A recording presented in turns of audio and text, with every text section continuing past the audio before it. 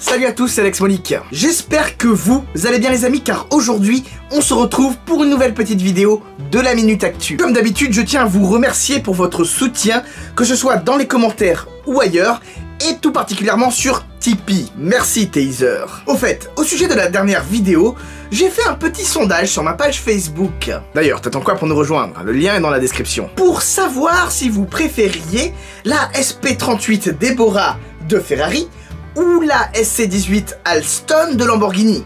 En gros, entre deux modèles uniques, quoi. Eh bien, le résultat est sans appel. 121 votes pour la Ferrari contre 75 pour la Lamborghini. Ça vaut ce que ça vaut. Bref, franchement, à la base, je voulais faire une vidéo sur mes miniatures 1.18 pour répondre à la demande populaire, mais le truc, c'est que j'aime bien parler d'actualité. Et vu qu'il y a eu un énorme tremblement de terre avec l'arrestation de Carlos Ghosn au Japon, tu vois, bizarrement, je me voyais pas trop parler de ça dans 2 semaines. Je vous réserve ça en fin de vidéo. Donc accrochez-vous bien à la Minute Actu épisode 33. Urus modifié, Alpine A110 et Carlos, c'est parti.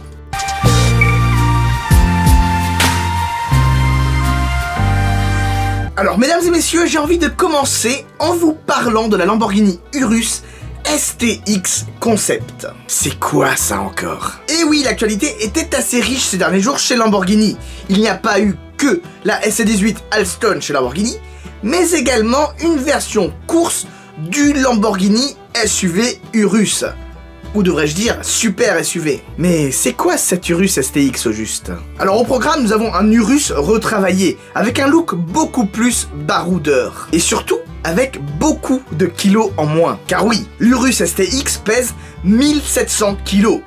Et franchement, c'est pas mal lorsque tu sais que l'Urus de base pèse 2200 kilos. C'est pas comme quand Bugatti t'enlève 18 kilos à la Chiron pour t'en faire une Chiron Sport. L'auto est équipée d'un arceau tubulaire, de roues à écrou central et d'un réservoir homologué pour la FIA. Donc ouais, carrément, c'est un Urus qui a été pensé pour la course. Le but avoué de Lamborghini est de créer un championnat de SUV dès 2020. Championnat qui combinerait non seulement du tarmac, mais également et surtout de la piste de terre. En gros, disons-le, ce serait une sorte de championnat de rallycross, mais pour SUV. Franchement, vous, je sais pas, mais moi je suis super excité à l'idée de voir ça. En revanche, j'ai cru comprendre qu'il s'agissait d'un championnat monotype.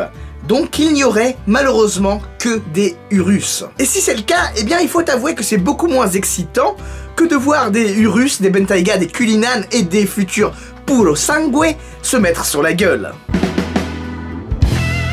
Voilà, elles sont toutes produites. Les 1950 unités de l'Alpine A110 première édition ont toutes été produites et sont toutes sorties d'usine à Dieppe. Au cas où, si jamais vous avez loupé le coche, sachez que la marque française Alpine s'est relancée vers 2016 avec une édition limitée à 1950 exemplaires de son Alpine A110.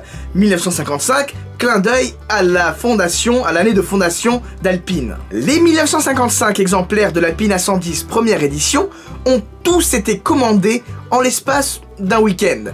Mais il aura fallu un petit peu moins de 2 ans pour tous les produire. Beaucoup de gens, moi y compris, avaient critiqué un petit peu la cadence de production qu'on jugeait un petit peu lente. Mais au final, quand bien même Alpine serait sous le giron de Renault, c'est pas trop mal pour un petit constructeur. Du coup, qu'est-ce qu'il se passe maintenant? Alpine, c'est fini ou quoi? Que nenni mon brave, ça ne fait que commencer. Maintenant que les premières éditions sont toutes terminées, l'auto n'en est pas pour autant en fin de vie. Elle reste évidemment disponible à la commande, mais que avec les finitions pure et légende. Comme quoi, la patience est mère de vertu. Et je vais vous faire une petite confidence, je pense que l'attente valait le coup.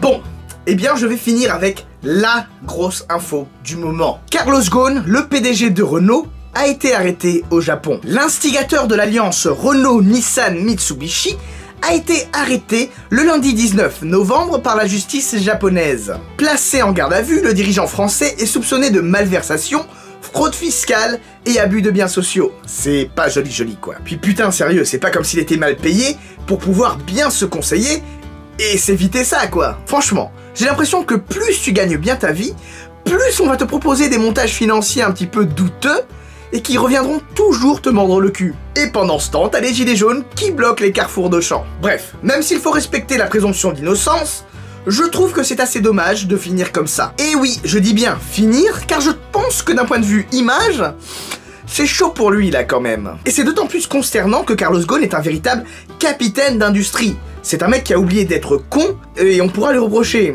ceci, cela, mais il a quand même su réformer, hisser et changer le paysage automobile actuel en fait. C'est pas rien. Bref, cette info fait l'effet d'une bombe, car l'Alliance est un des plus grands groupes automobiles mondial.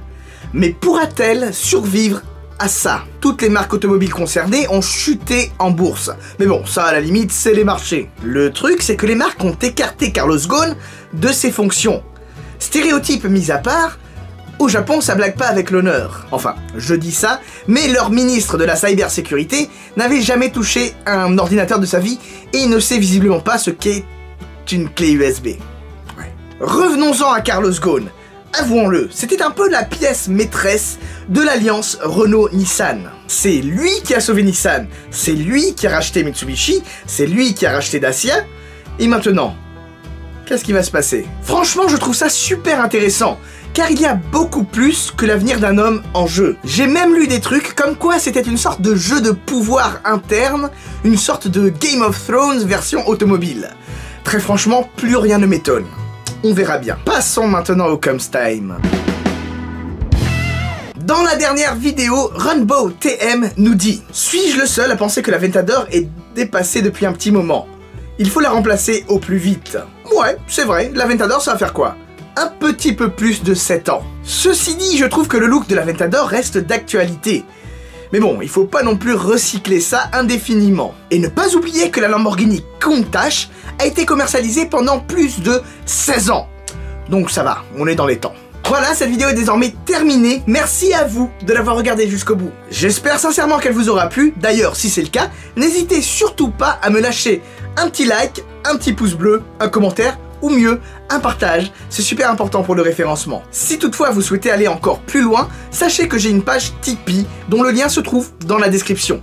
Aucune obligation, hein. Mais surtout n'oubliez pas, on n'a peut-être pas la même voiture, mais on a la même passion.